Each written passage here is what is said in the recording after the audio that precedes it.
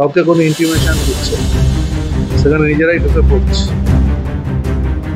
আমার তো মনে হয় এই সমস্ত জায়গায় ঢুকে পড়ে ওরা ভুলভাল না কিছু, আমার অফিসে কাউকে কোনো সাক্ষী দিল না, কিছু দিল না, ঢুকে গেল নিজেরা। এটা কি পারে আইনি মোতাবেক? এটা পারে? দেখবো আমরা এগুলো।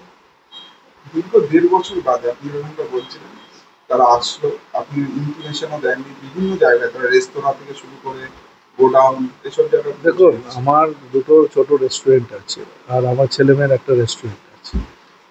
আমার দরকার হচ্ছে সেখানে গেছে আমার কোনো আপত্তি নেই, কিন্তু বলে যাবে তো। উইদাউট কাউকে না বলে ঢুকে যাচ্ছে, আমার অফিসে ঢুকে যাচ্ছে। প্রত্যেকটা তাদের নিজস্ব প্রাইভেসি থাকে, প্রাইভেসি ভেঙে এইসব কাজগুলো করছে। এটা তো ঠিক হচ্ছে না। কাউকে ডেকে নিতে পারত, ডেকে নিয়ে করতে পারত। সামনে বিধানসভা নির্বাচন, হ্যাঁ, এটা তো সবাই